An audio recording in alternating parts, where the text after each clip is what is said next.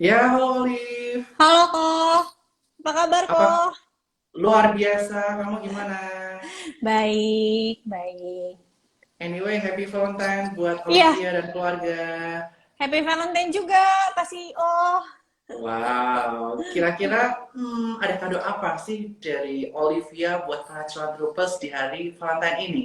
Karena topik hari ini kita adalah investasi demi cinta dan cita. Hmm, Aku pengen dengerin sharing Olivia nih sebelum kita ke saham. Aku pengen bahas mengenai makna bulan Valentine atau hari Valentine buat Olivia. Silakan.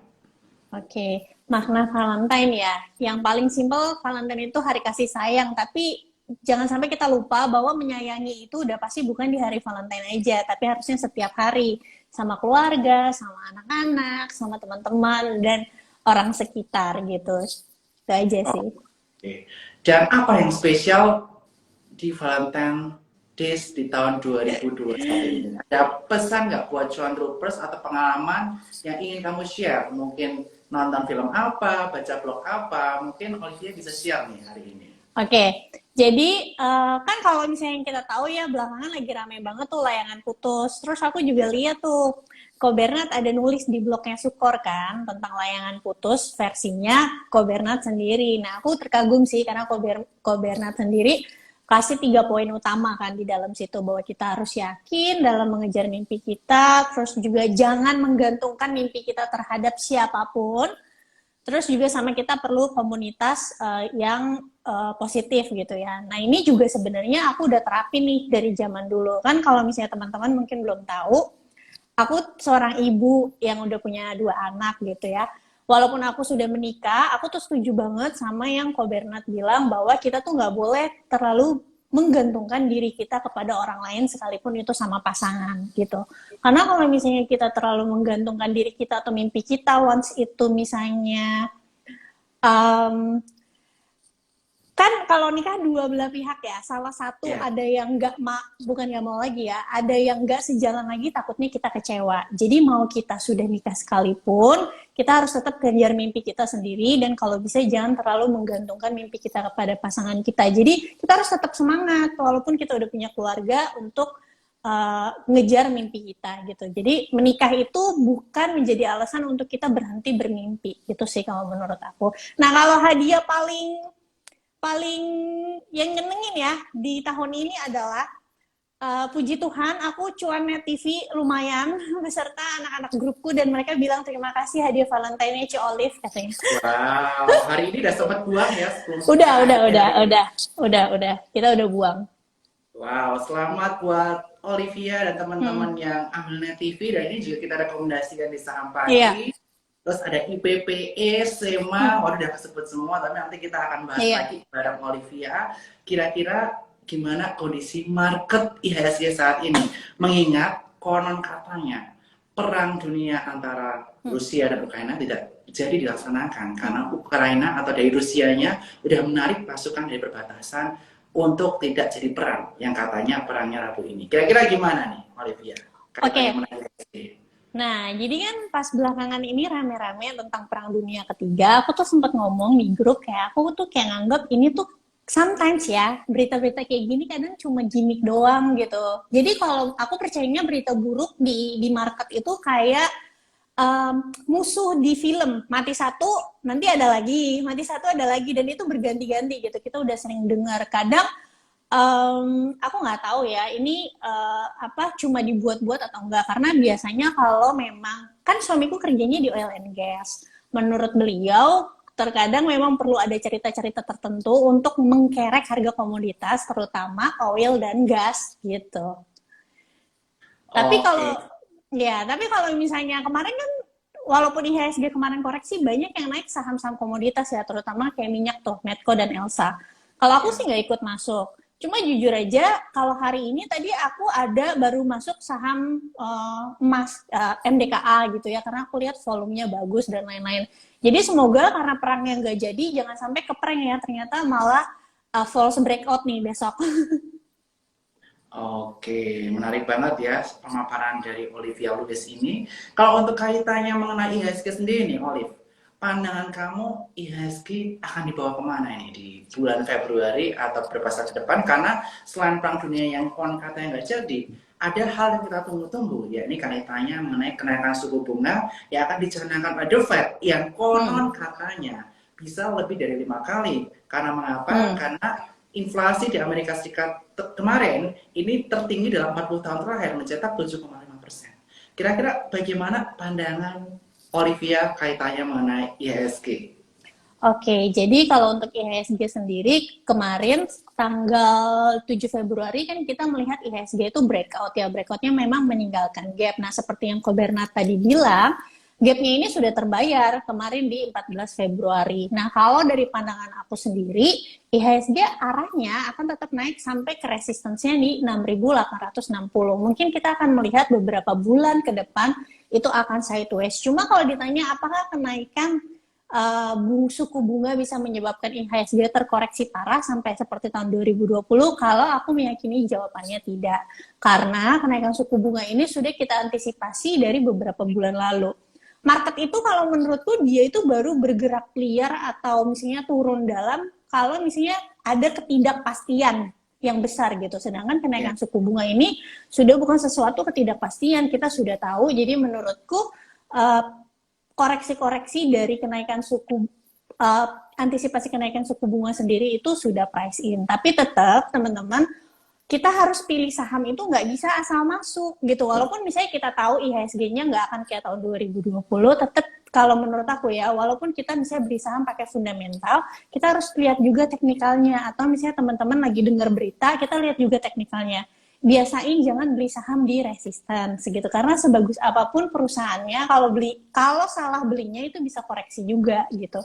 Mau marketnya lagi bagus, kalau kita salah belinya gitu, salah posisi itu bisa terkoreksi juga, malah bisa nyebabin portofolio kita itu rugi gitu sih. Setuju banget Olive. Jadi intinya kita harus beli saham yang bagus, tetapi harganya juga harus bagus. Betul. That's why teknik analis itu penting. IHSG lagi di resisten, ya jangan hajar. Kita tunggu dulu. Betul. Kalau yang koreksi, nanti kita beli waktu pullback atau area supportnya. Betul. Soalnya gini juga kan, Ko Bernard, kita tuh misalnya ngelihat IHSG itu kan tentang bobot ya, ada weighting di situ. Jadi kalau IHSG ditarik naik ya karena misalnya yang bobotnya besar-besar kayak bank itu ya lagi naik gitu mostly. Nah, kalau lagi IHSG-nya lagi koreksi, nggak semua saham itu pasti koreksi gitu. Ya kan? Pasti ada saham-saham yang anomali. Nah, kalau kita itu jangan market yang ikutin kita yang ikutin market. Kitanya perlu proaktif gitu. Kondisi di market seperti apa gitu. Jadi nggak usah takut kalau misalnya IHSG koreksi segala macam. Kita fokus aja sama saham yang kita pilih. Cari timing yang tepat gitu. Oke. Dan kemudian kaitannya mengenai inflow asing yang luar biasa besar, di mana kita melihat year to date asing udah net foreign buy di kisaran angka 17,09 triliun year to date. Ini udah gede banget nih. Kira-kira apa sih yang mendasari IHSG ini malah foreign buy terus, padahal kita melihat bursa kita kadang-kadang merah, kadang-kadang hijau, masih fluktuatif, tapi foreign masih beli terus di Indonesia. Kira-kira kenapa sih Olive, kalau menurut pandangan Olive? Nah, waktu pas breakout, IHSG breakout tanggal 7 Februari kemarin tuh kalau nggak salah keluar data kan bahwa GDP kita itu bertumbuh. GDP bertumbuh berarti asing tuh percaya bahwa ekonomi kita bertumbuh. Ya, kenapa? Karena kita punya komoditas. Harga komoditas kan belakangan naik terus ya. Jadi pasti asing akan melihat menaikkan bobot untuk berinvestasi di Indonesia karena hal tersebut. Pasti kan kita juga kalau kita jadi big buyer ya, kayak asing misalnya, pasti kita kalau misalnya mau masuk ke sebuah negara, mau investasi, kita harus lihat dulu dong kondisi ekonominya, kita harus lihat cara pemerintah menanggulangi COVID seperti apa, dan lain-lain. Kalau misalnya mereka percaya untuk masuk sampai berapa triliun, berarti ya mereka memang yakin bahwa kedepannya kita akan lebih baik lagi ekonominya, gitu. Dilihat aja dari perbankan sendiri kan, kredit korporasinya juga udah mulai meningkat kan. Memang belum kembali seperti semula, tapi sudah ada peningkatan saja, itu sudah ke arah yang lebih optimis gitu. Ya, setuju banget nih Oli, bahwa sektor yang menarik perhatian asing saat ini adalah sektor perbankan. Karena kita melihat bahwa GDP bertumbuh, kalau ekonomi bertumbuh, saat yang diuntungkan adalah perbankan. Karena apa?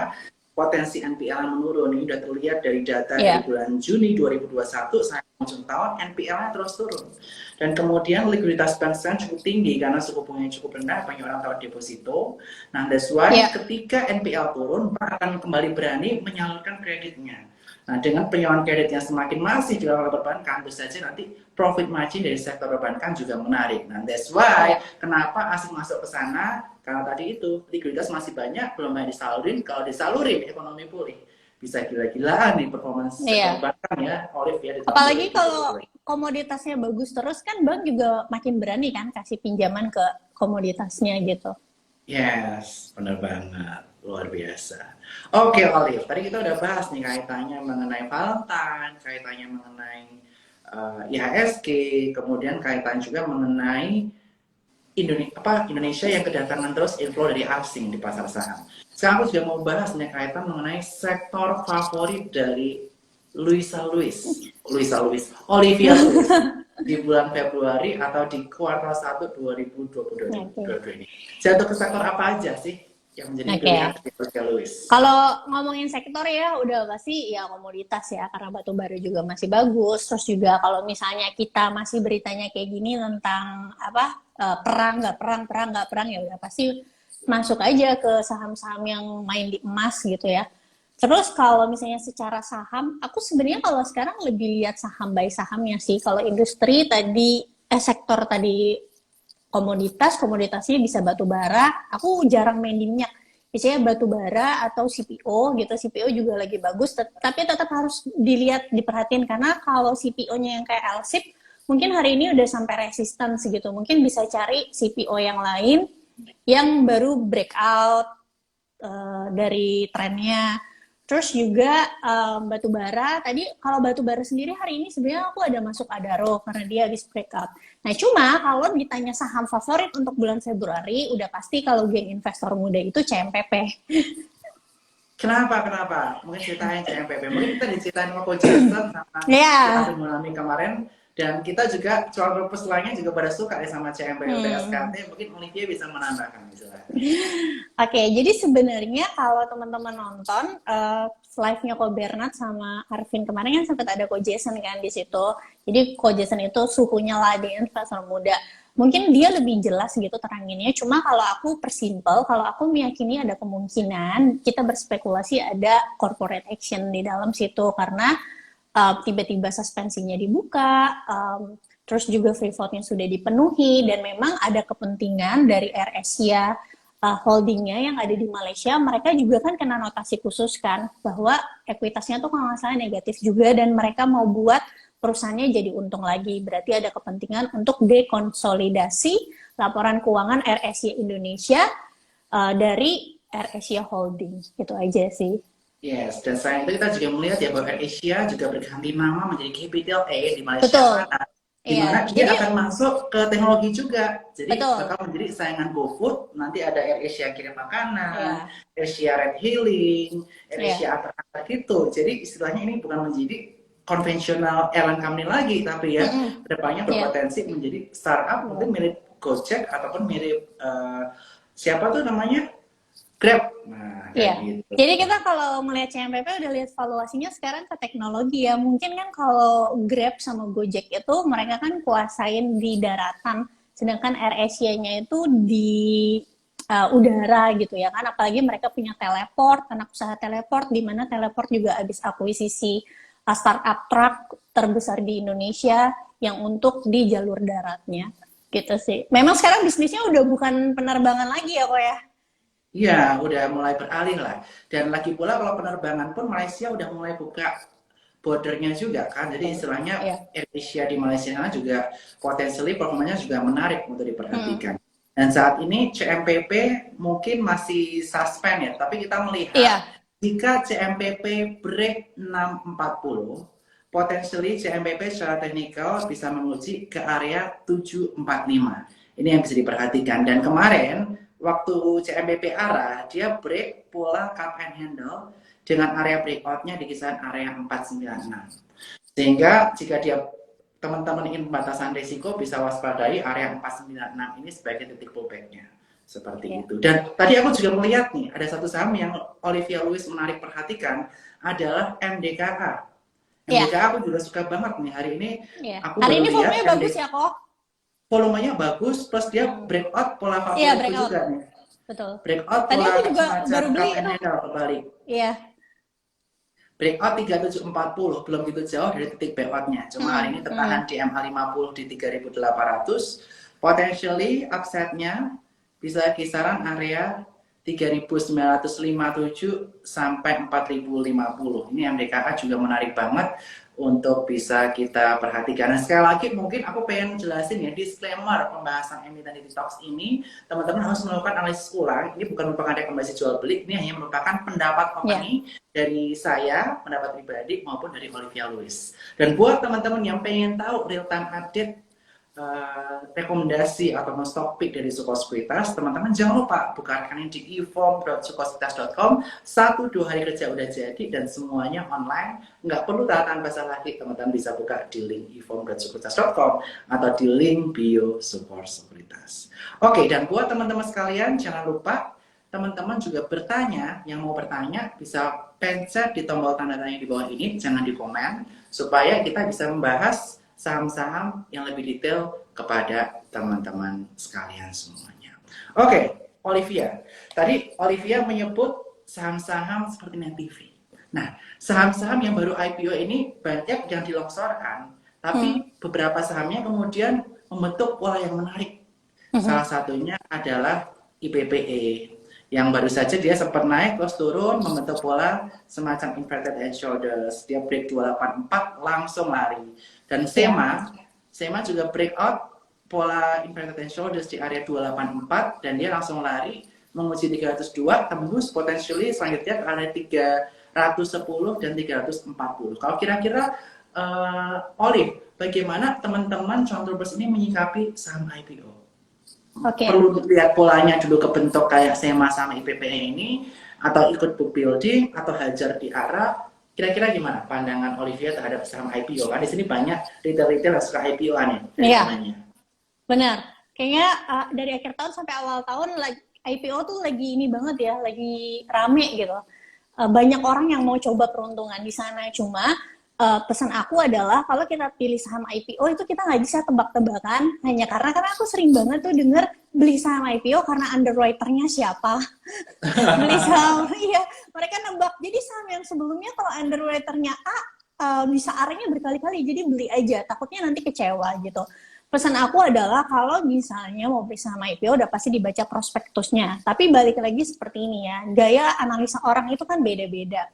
Aku dari akhir tahun sampai sekarang masuk 3 IPO, 3 IPO yang ikut IPO dan book buildingnya, yang saham keempat itu aku ambilnya di market, tapi hari kedua setelah di IPO. Nah, aku pilih saham-saham ini udah pasti aku cek dulu prospeknya. Kalau kita ngelihat prospektus ya, laporan keuangan itu kan kita bisa bicara masa lalu ya. Kalau aku selain bicara masa lalu, aku suka lihat prospeknya ke depan gitu dan mencari misalnya apa sih yang bisa ngedrive harga sahamnya. That's why aku masuk NetTV dari IPO. Mungkin banyak perdebatan kayak orang berpikir ngapain Olive masuk NetTV, kan banyak utangnya. Cuma mungkin aku punya pandangan lain terhadap NetTV gitu. Itu satu. Terus kalau misalnya waktu BSML itu karena sektornya diuntungkan pelayaran. Jadi pesan untuk teman-teman adalah tetap harus lihat prospeknya dari industri atau perusahaannya sendiri kedepannya seperti apa. Karena kalau teman-teman cuma tebak-tebakan berapa kali arah atau misalnya gara-gara underwriternya, nanti ketika turun teman-teman jadi bingung mau jualan atau mau hold aja sahamnya gitu. Kan kita kalau misalnya mau investasi itu atau trading harusnya kenyamanan kan yang paling penting gitu. Atau misalnya kalau mau tunggu dulu polanya kayak IPPE misalnya, itu juga nggak apa-apa. Nah ini aku punya cerita kok Bernard. Aku tuh sempat punya IPPE harga Rp180. Terus dia kan sempat turun ke 150-an. Aku cut loss. Penyebab aku cut loss adalah karena aku nggak punya conviction untuk menghold. Aku nggak punya alasan kenapa aku beli saham ini. Nah itu tadi, ketika kita nggak punya alasan yang jelas, kita pasti terombang-ambing ketika harga sahamnya turun. Tapi kalau kita punya alasan yang jelas, misalnya karena aku analisa Net TV ketika kemarin dia dibawa ARB sampai berapa, 5 kali apa 6 kali, aku tetap hold, malah aku average up. Kayak gitu. Jadi teman-teman kalau beli saham juga harus punya keyakinan. Kalau misalnya cuma asal pilih, pasti ketika turun bakalan galau banget. Akhirnya cut loss gitu. Padahal habis itu ternyata bisa terbang. Oke, jadi intinya buat teman-teman, pesan Olivia, baik teman-teman beli saham IPO maupun saham lainnya, pertama harus punya conviction dulu nih untuk memegang saham tersebut. Ada alasan apa sih dibalik teman-teman pegang saham tadi? Contohnya, Olivia pegang CMPP karena yakin one day CMPP di Indonesia ada aktivitas corporate action, apalagi dia udah go digital. Jadi walaupun di bank, Olivia tetap yakin. Walaupun ketika kita entry, jangan lupa perhatikan teknik analisisnya supaya teman-teman beli barang bagus bukan di harga mahal, tapi beli barang bagus di harga yang murah. Itu yang teman-teman perlu perhatikan. Oke, tadi kita udah bahas kaitannya mengenai saham kesukaan si Olive, kita bahas mengenai saham IPO, dan aku pengen beralih nih ke saham kaitannya mengenai komoditas. Nah, ini nih, perang yang konon katanya nggak jadi nih antara Rusia dengan Ukraina ini mengakibatkan harga beberapa komoditas, terutama oil, mengalami pelemahan. Nah, akankah saham komoditas ini masih menarik jika perang dunia ini tidak terjadi dalam waktu dekat? Silakan si Olive. Oke, kalau perangnya nggak jadi, itu kan pengaruh banget sama minyak. Kenapa? Karena kan minyak dan gas. Karena kan Rusia itu kan salah satu produsen eksportir gas terbesar. Terus juga salah satu produsen minyak terbesar. That's why kemarin harga minyak, harga saham minyak itu naik kencang. Tapi karena tadi nggak jadi, bukan hanya minyak sebenarnya yang terkoreksi. Harga emas juga tadi terkoreksi tuh langsung turun kan kalau kita lihat XAU gitu. Nah, kalau menurutku apakah bisa berubah? Namanya berita ya, suka berubah-berubah. Hari ini mereka tarik pasukan, besoknya mereka nanti mau invasi lagi. Menurutku paling penting adalah dijagain aja pakai technical analysis. Selama kayak misalnya kita buy on breakout, selama trennya masih bisa di atas breakoutnya dan volumenya masih bagus, ya udah hold gitu. Tapi kalau ternyata dia jadi false breakout, ya udah akuin aja, keluar aja, dibanding kita nggak berani cut loss, malah keseretnya lebih dalam. Itu sih. Kalau batu bara sih aku meyakini mau ada perang nggak ada perang sih bakalan masih tetap bagus ya, karena kan kita juga masih shortage gitu. Oke, jadi intinya teman-teman perhatikan teknik analisis, semuanya harus dijaga pakai teknikal ya. Misalnya selama dia nggak turun di bawah titik breakoutnya, still off itu low. Kalau beberapa hari udah di bawah itu bisa consider untuk stop loss. Dan sekali lagi perhatikan money management, perhatikan posisi teman-teman beli, jangan sampai kemahalan ketika teman-teman melakukan. Dan sekarang nih, aku akan bahas kaitannya dengan sektor yang hot juga. Karena tahun ini merupakan tahun macan air. Air itu memberikan nutrisi kepada kayu. Nah, salah satu saham dengan elemen wood atau kayu adalah saham agriculture atau CPO. Nah, kira-kira saham CPO apa yang menurut Olivia masih menarik untuk perhatian kita? Karena kita melihat rally-nya juga cukup lumayan nih saham CPO. Terutama hasil teman-teman contoh pasukannya. Nah, ini menarik banget ya. Jadi waktu bulan Desember itu tadi kita sempat bahas juga di grup, tanggal 12 Desember aku sempat bikin Zoom sama anak-anak grup. Itu bedah emiten CPO gitu. Jadi kita belajar cara analisa saham CPO yang dimana yang masuk di stock pick kita adalah LSIP salah satunya gitu. LSIP, dan ternyata dari 12 Desember tersebut sampai sekarang LSIP udah naik harganya ke Rp1.385 gitu. Aku juga kaget sih, ternyata di grup ada yang hold, aku pribadi nggak hold. Cuma kalau ditanya CPO-nya masih oke nggak oke, tapi kalau LSIP-nya gimana? LSIP tuh tadi kan sempat sentuh 1.000, tertingginya hari ini 1.405 ya. Ya. Tapi ternyata penutupannya di 1.385, yang dimana ini adalah area resistance. Artinya dia belum berhasil break resistance. Kalau teman-teman baru beli, itu menurutku risk reward-nya kurang menarik gitu, walaupun volumenya tinggi. Jadi better tunggu dia breakout sekalian dari 1.385, atau kalau misalnya dikasih koreksi, bisa tunggu dia buy on weakness ketika retrace di 1.300. Itu satu. Kalau DSMG, justru aku hari ini masuknya adalah DSMG karena dia breakout kan hari ini. Breakout, tapi memang volumenya nggak sebagus MDKA ya. Kalau misalnya breakout tuh sebenarnya yang bagus volumenya kalau bisa kayak MDKA gitu, tapi kurang volumenya. Tapi tadi aku coba aja, cuma kalau misalnya ternyata dia besok atau 2 hari ke depan uh, false breakout atau misalnya balik lagi ke bawah 610, berarti aku sudah siap harus cut loss gitu sih. Intinya semua harus siap pembatasan risiko, dan memang CPO ini menarik ya, sejak tahun macan air ini mulai, sejak Xinjia kemarin, karena kita melihat tahun macan air ini bagus untuk agriculture. Mungkin banyak yang percaya pajak, ini banyak yang bilang, banyak yang percaya pajak.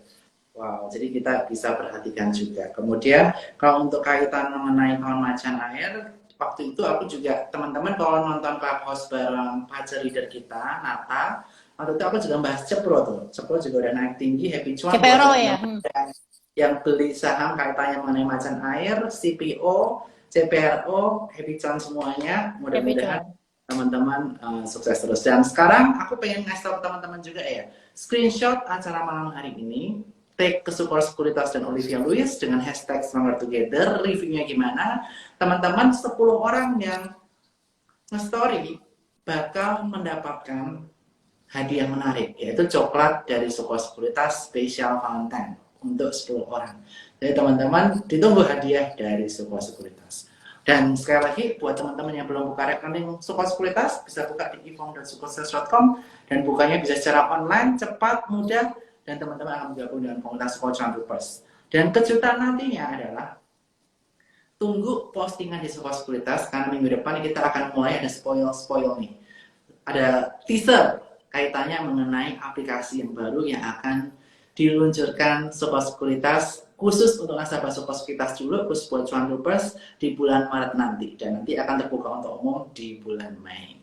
Oke, selanjutnya kita akan bahas Q&A dari teman-teman sekalian, dan saya urutkan dari yang paling atas sendiri, yaitu Toba dan Adro. Bagaimana pandangan kaitannya mengenai Olivia mengenai Toba dan Adro? Silakan. Oke, jadi kalau untuk Toba, kan karena ada berita mereka mau kerja sama Gojek, jadi sebenarnya dari tahun lalu kita udah masuk, ada beberapa memberku yang masuk sudah di bawah 1.000, tapi kan kita average up terus ya. Nah, cuma memang karena ini lagi retrace di beberapa minggu kebelakangan, aku sih udah saranin untuk sekarang tuh ada di area buy. Cuma harus diperhatiin kalau misalnya dia tembus ke bawah 1.525, better keluar dulu, nanti bisa tungguin di sekitar 1.400 sampai 1.410 itu kalau Toba. Kalau di grup aku sih bullish untuk Toba ya. Cuma mungkin harga belinya yang harus diperhatiin gitu. Kalau untuk Adaro untuk aku masuk untuk trading, tapi bukan untuk investasi karena hari ini juga dia breakout walaupun volumenya nggak kayak MDKA, tapi aku coba gitu. Breaknya juga nggak terlalu jauh. Breakoutnya itu kan 2270, tadi penutupan 2290. Besok kalau misalnya belum lewat dari 2300 masih bisa beli, tapi kalau misalnya ternyata dia balik lagi ke bawah 2200 itu better lepas dulu karena tandanya dia false breakout balik lagi ke falling wedge-nya. Itu untuk Adaro dan Toba. Oke, thank you penjelasan yang komprehensif dari Ci Olive buat malam hari ini. Selanjutnya kita akan bahas kaitannya dengan saham oil nih, yang hari ini turun dalam karena perang nggak jadi. Kira-kira gimana? Oke, Medco. Kalau di IHSG tuh pilihannya kalau nggak Medco, Elsa ya. Hari ini memang turun karena kemarin habis breakout, tapi turunnya juga masih di atas resistance-nya gitu. Resistance yang sudah berubah menjadi support. Karena kemarin juga ternyata Medco ini ketika breakout itu ninggalin gapnya tuh memang kecil banget sih, gitu. Hari ini cuma candlenya kurang bagus ya, hari ini candlenya kurang bagus gitu, bearish banget gitu. Cuma kita lihat besok. Jadi kalau misalnya besok ternyata biasanya aku gini, kalau besok nih candle jangan langsung masuk pagi-pagi, tapi tungguin biasanya deket setelah pas sesi 2. Kalau pas sesi 2 itu ternyata dia candlenya bagus, misalnya hammer gitu ya katakanlah, baru kita boleh beli gitu. Tapi kalau misalnya belum ada candle reversal, better jangan masuk dulu. Kalau teman-teman tadi udah kepalang beli nih di harga 585, kalau besok ternyata tembus ke bawah 575, ke bawah 570, keluar dulu sih. Takutnya nanti di bawah swingnya sampai ke 550-an gitu. Tapi kalau hari ini turunnya itu masih di atas supportnya gitu. Jadi kita masih tunggu penentuan besok. Yes, jadi untuk Medco perhatikan 570, Elsa perhatikan di kisaran 294. Kira-kira area tersebut tertembus atau tidak besok. Itu teman-teman. Oke, selanjutnya kita bahas pertanyaan selanjutnya. Kaitannya mengenai ISAT dan BSDE. Bagaimana pandangan Olivia kaitannya mengenai ISAT dan BSDE? Oke. Kalau sektor telekomunikasi infrastruktur ya, aku suka telekomunikasi. Cuma kalau ISAT sendiri, aku suka telekomunikasi, tapi aku lebih suka BTS-nya, jadi menaranya. Kenapa? Karena saham-saham menara tuh harga sahamnya udah banyak banget yang koreksi, kayak TOWR, terus juga Tebik gitu. Jadi menurutku resikonya jauh lebih kecil dibanding beli saham provider gitu. Kalau kayak Telkom gitu kan udah agak di atas ya, Ya, harga sahamnya. Nah kalau ISAT sendiri, ISAT itu kan turun semenjak dia bagi dividen. Ini karena kenapa dia bisa turun sedalam ini? Ya karena dia habis jual menara, terus dividen dibagi, keuntungannya dibagiin jadi dividen, which is nilai buku berkurang, makanya valuasinya akan terlihat mahal ketika di harga 8.000. That's why harganya turun. Nah kalau secara teknikal sekarang itu memang sudah ada di area demand.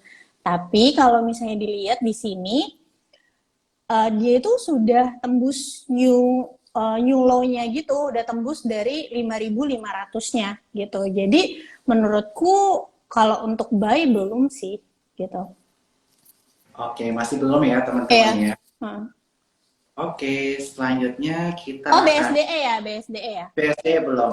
Oke. Nah, saham-saham properti itu kan lagging banget ya. Padahal kita tahu pemerintah juga bantu genjot gitu dengan apa suku bunga yang rendah dan lain-lain. Tapi nyatanya belum bisa mengundang flow ke perusahaan-perusahaan yang ada di properti. Kalau aku jujur aja aku suka BSDE karena kalau kita ngelihat saham properti itu kan kita nggak bisa valuasiin pakai PBV kan, adanya misalnya NAV gitu. Jadi kalau di laporan keuangan asetnya mereka itu lahannya itu ditulisnya adalah harga lahan ketika si perusahaan beli pertama kali, yang dimana udah pasti harga BSDE perusahaan dulu beli pertama kali misalnya 400.000 per meter, sekarang kan udah nggak 400.000 kan harganya, udah 10 juta per meter, itu pasti valuasinya udah beda dan itu nggak bisa kita tangkap di dalam laporan keuangan. Makanya kalau properti punya cara perhitungan valuasi sendiri.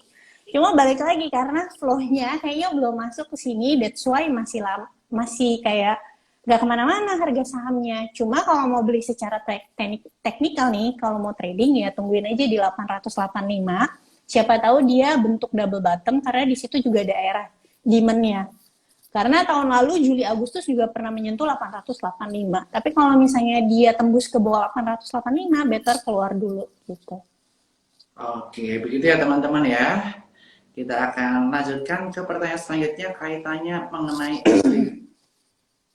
BGTG ini juga salah satu saham yang direkomendasikan John Troopers dan juga teman-teman saham pagi nih. Selamat yang udah cuan lebih dari 30% dari BGTG. Tapi kalau aku sendiri sih udah take profit ya. Tapi kira-kira kalau dari sisi Olivia gimana nih untuk BGTG? Oke. Aku juga sempat punya call BGTG di bawah karena memang di grup kami juga salah satu yang masuk stock picking. Tapi aku juga sama kayak Ko Bernard sudah taking profit karena di resistance sekitar 290. Karena kalau aku pribadi untuk BGTG memang dia kan mau ada right issue kan akhir bulan ini. Cuma aku pribadi masuk BGTG itu memang untuk trading aja, beda sama BBEB. Kalau aku beli BBEB itu memang aku untuk invest dan aku berencana mau tebus right issue-nya gitu. That's why aku mau hold. Kalau untuk BGTG karena untuk trading aja dan aku nggak berencana tebus right issue-nya, itu kenapa aku sudah jualan. Kalau misalnya baru mau beli, sekarang sih lagi di area resistance ya, jadi belum sih kalau untuk baru mau beli gitu. Yes, waspadai area resistance 294 ya teman-teman. Aku juga pribadi udah jual dan nanti mungkin habis exit, habis harga baru setelah red issue mungkin aku bisa consider lagi, tapi tergantung poinnya lagi. Tapi aku mungkin mau nunggu exit-nya nih untuk BGTG. Oke, selanjutnya kita akan bahas saham lainnya, Arto nih. Arto ini salah satu bank digital yang malah mengalami penurunan terus-menerus setelah dia masuk ke indeks MSCI, walaupun dia ternyata gagal juga masuk ST45. What happened with Arto? Silakan. Mungkin aku mau cerita sedikit ya teman-teman. Ini pesan untuk teman-teman bahwa kita tuh nggak boleh nyinyirin stock picking orang. Arto adalah salah satu saham penyesalan aku di tahun lalu bahwa aku nggak percaya perusahaan ini bisa bertransformasi gitu ya. Tapi karena aku pelajarin, oh ya ternyata cara mengevaluasi kalau kita lihat Arto kan digital itu berbeda dengan bank konvensional gitu. Tapi nggak apa-apa. Market humble me, jadi aku bisa tahu gitu bahwa ada informasi yang aku nggak ngerti dan justru aku pelajarin.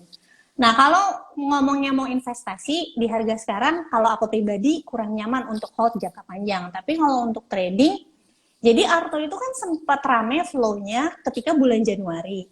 Karena kenapa? Ternyata di bulan Februari diumumin Arto itu masuk MSCI. Jadi MSCI global kan. Jadi biasanya sebelum MSCI memang flow masuk duluan ke situ, dan biasanya setelah MSCI justru terjadi ya sell on news gitu. Kalau dari kemarin harga sahamnya udah turun terus. Kalau misalnya kita mau trading ya tentu kita nggak masuk saham yang udah breakdown dari supportnya kayak gini. Jadi kalau misalnya baru mau beli, ya better tungguin aja. Kalau aku pribadi ya akan nungguin ke sekitar 12 ribuan sih. Gitu. Oke, jadi buat teman-teman perhatikan ya, kadang-kadang di pasar saham itu ada namanya activity sell on news. Ketika beritanya keluar, contohnya dia masuk indeks LQ45 atau MSCI, malah harga saham turun. Kenapa? Karena ada namanya activity sell on news.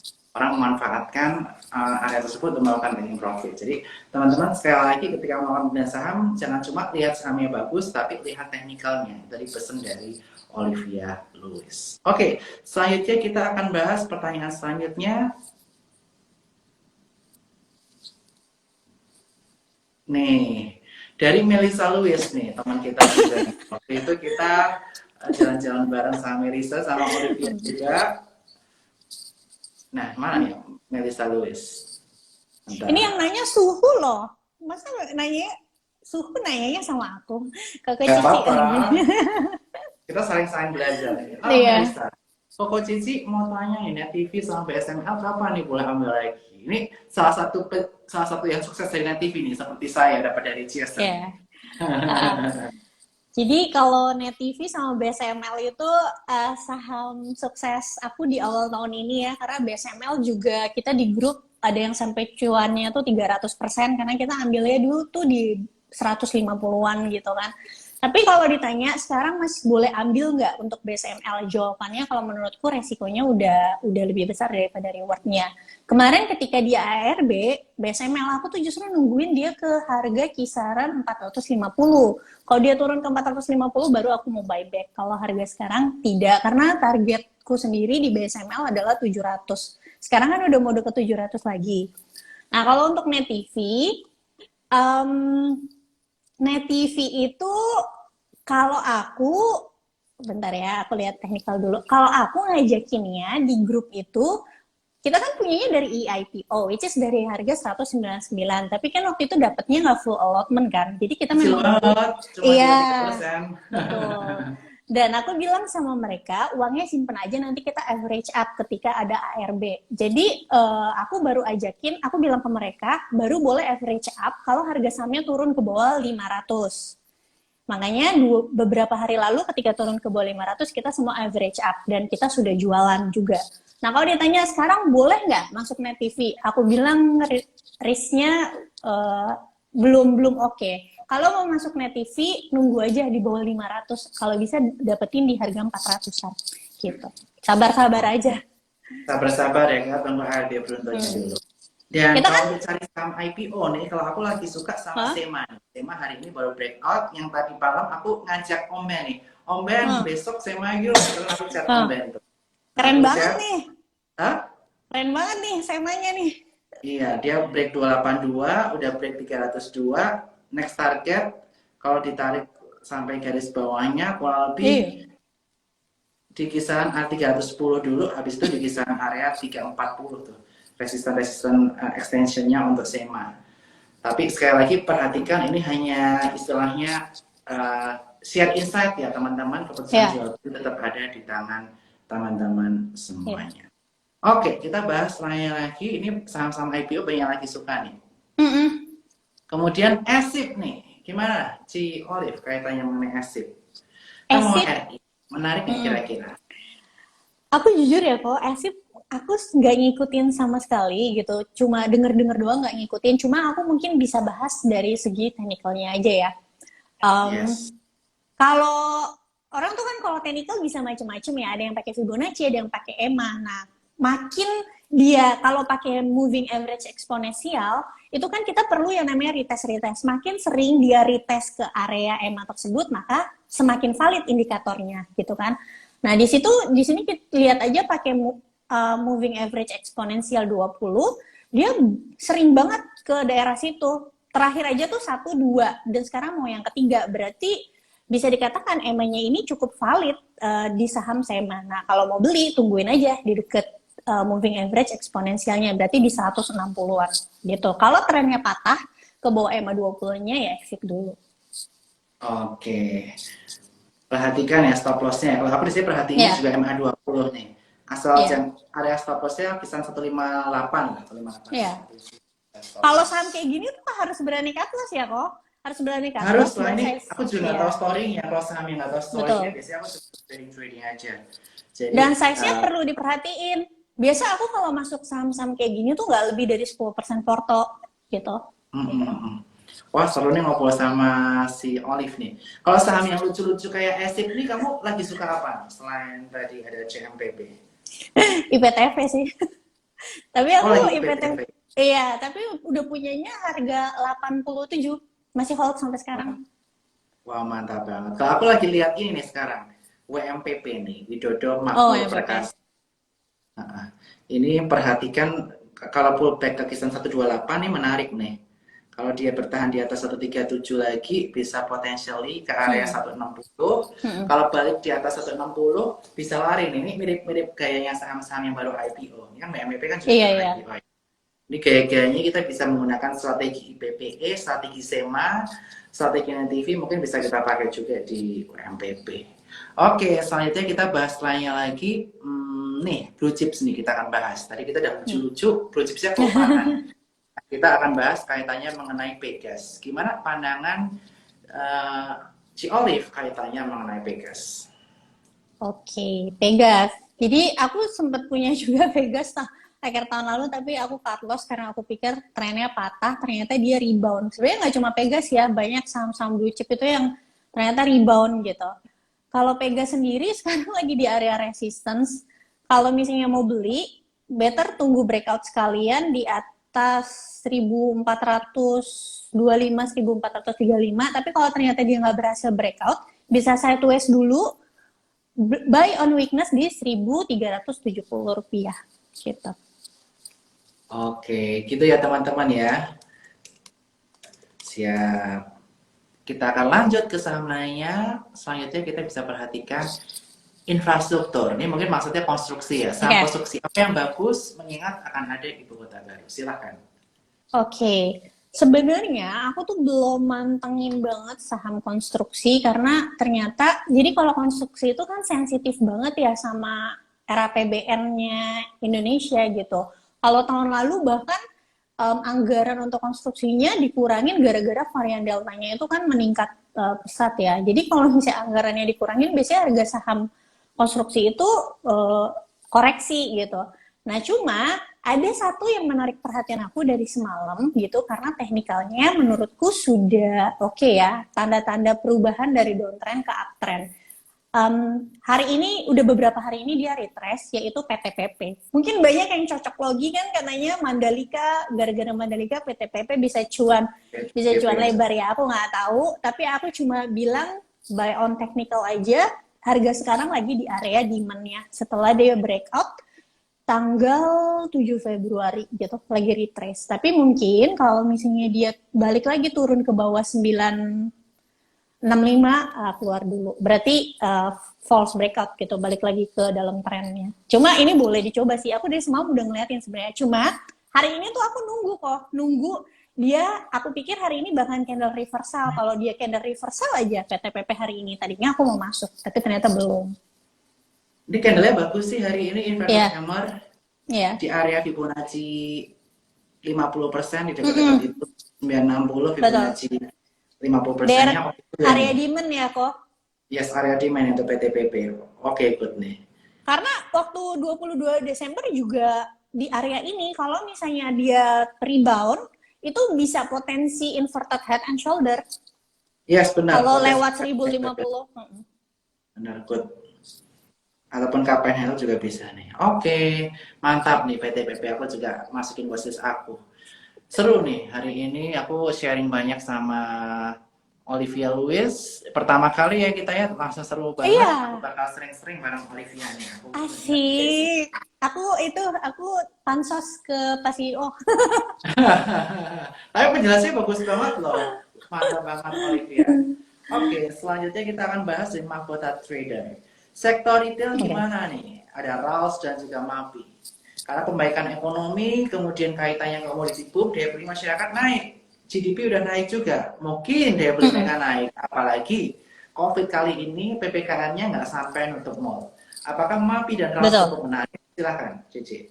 Nah, aku tuh sebenarnya udah suka retailer dari tahun 2020 ya, walaupun memang mereka tuh challenging banget karena mall tutup dan sebagainya gitu, penjualan juga anjlok. Tapi kan merata kan, semua retailer itu rata-rata ya semuanya rugi gitu. Berarti kan rata lah gitu. Memang karena faktor eksternal gitu.